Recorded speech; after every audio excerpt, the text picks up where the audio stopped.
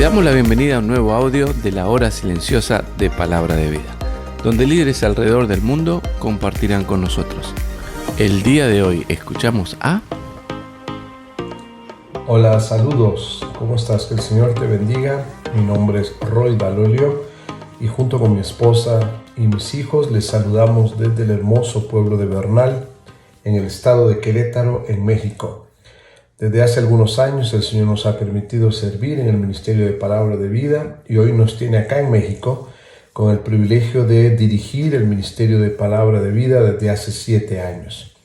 El día de hoy vamos a estar meditando en el Evangelio según San Lucas, capítulo 4, desde los versículos 16 al versículo 30. Dice así la palabra del Señor: Después volvió a Nazaret, el pueblo donde había crecido. Un sábado, como era su costumbre, fue a la sinagoga. Cuando se levantó a leer, le dieron el libro del profeta Isaías. Jesús lo abrió y leyó: El Espíritu de Dios está sobre mí, porque me eligió y me envió a dar buenas nuevas a los pobres, para anunciar libertad a los prisioneros, para devolver la vista a los ciegos, para rescatar a los que son maltratados, y para anunciar a todos que este es el tiempo que Dios eligió para darnos salvación. Jesús cerró el libro, lo devolvió al encargado y se sentó. Todos los que estaban en la sinagoga se quedaron mirándolo. Entonces Jesús les dijo: Hoy se ha cumplido ante ustedes esto que he leído. Todos hablaban bien de Jesús, pues se admiraba de lo agradable que eran sus enseñanzas. Y la gente preguntaba: ¿no es este el hijo de José? Jesús les respondía: Sin duda ustedes me recitarán este dicho: Médico, primero cúrate a ti mismo. Ustedes saben todo lo que he hecho en Cafarnaúm, y por eso ahora me pedirán que haga aquí lo mismo. Pero les aseguro que ningún profeta es bien recibido en su propio pueblo. Hace muchos años, cuando aún vivía el profeta Elías, no llovió durante 3 años y medio, y la gente se moría de hambre, y aunque había en Israel muchas viudas, Dios no envió a Elías para ayudarlas a todas, sino solamente a una viuda del pueblo de Sarepta, cerca de la ciudad de Sidón. En ese tiempo también había en Israel muchas personas enfermas de lepra, pero Eliseo sanó solamente a Naamán, que era del país de Siria. Al oír esto, los que estaban en la sinagoga se enojaron mucho. Entonces sacaron de allí a Jesús y lo llevaron a lo alto de la colina donde estaba el pueblo, pues querían arrojarlo por el precipicio. Pero Jesús pasó en medio de ellos y se fue de Nazaret. Sabes, mi querido hermano, cuando yo leo este pasaje hay una pregunta que viene a mi cabeza, y es la pregunta que yo quisiera hacerte a ti para considerar esta breve meditación.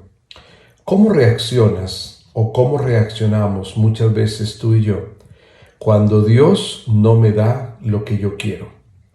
Cuando Dios no hace las cosas conforme yo las anhelo. Cuando hay algo en el plan de Dios que va más allá de mi entendimiento inmediato y Dios decide hacer las cosas de una manera diferente. Si usted y yo miramos brevemente este pasaje, analizamos, hay algunos datos interesantes. En primer lugar, para nosotros como creyentes, sin duda la ciudad de Nazaret es una ciudad famosa, conocida, porque sabemos que allí fue donde nuestro Señor Jesús creció y se desarrolló. Y por supuesto, como era costumbre, Jesús este día, como narra el pasaje, era un sábado, fue a la sinagoga en cumplimiento de aquello que él sabía correspondía a su persona.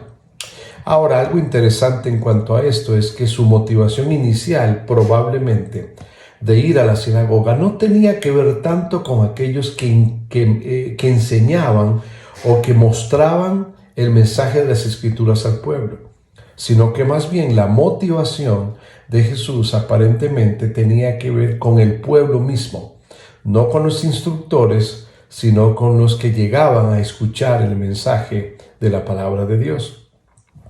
Ahora, en este relato es interesante ver que en esta interacción de Jesús para con estas personas, sin duda era conocido, era una persona que ya había adquirido cierta fama debido a todos los milagros que él había hecho en Cafarnaúm.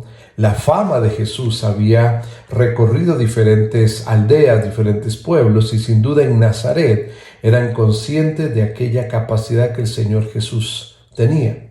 Ahora, este mensaje que el Señor Jesús les da a ellos en los versículos 24 en adelante, cuando Él cuestiona de que aún en su propia tierra ninguno es profeta, tiene que ver mucho con el propósito de su visita.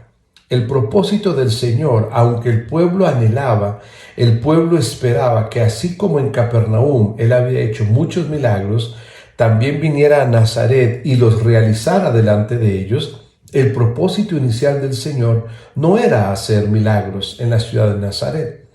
Ellos esperaban que Jesús pudiera manifestar su poder delante de ellos, pero el mensaje de Jesucristo era un mensaje diferente, no era un mensaje de milagros, sino que era un mensaje de la sabiduría de la palabra de Dios. Algo interesante acá es que después de que el Señor toma la porción, lee la porción, que aparentemente por los datos que miramos en el relato, aparentemente la porción a leer no era algo que el lector decidía, sino que le era asignada. Sin embargo, es muy probable que dentro de esa porción asignada, el lector sí tenía la posibilidad de elegir qué leer dentro de la porción asignada.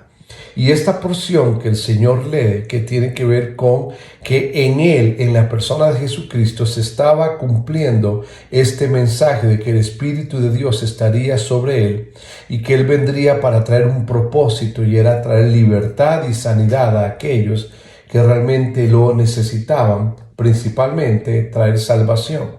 Este mensaje de sabiduría sin duda los dejó atónitos y expectantes.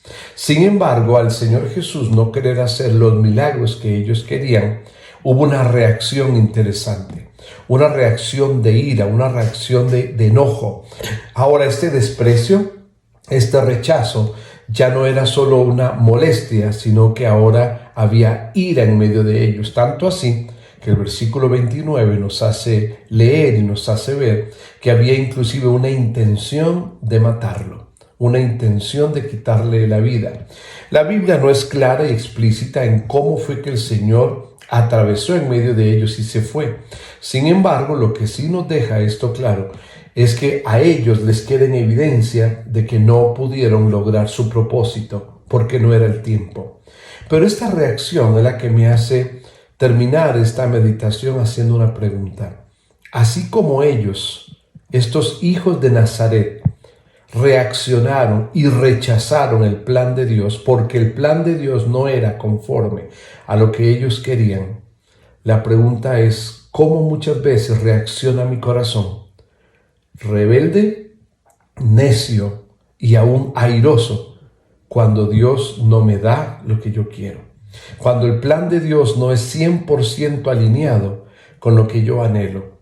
Mi querido hermano, Dios quiera que el Señor nos ayude a que podamos mirar al Señor más allá de nuestros anhelos personales e individuales, y que nuestro corazón pueda reaccionar, la forma como se revela nuestro corazón, pueda reaccionar confiando y descansando en su plan más allá de nuestros anhelos personales. Que el Señor te bendiga y un fuerte abrazo desde Bernal, Querétaro. Gracias por escucharnos. Recuerda que este audio no reemplaza tu tiempo a solas con Dios. Te animamos a que escribas tus aplicaciones personales. Hasta mañana.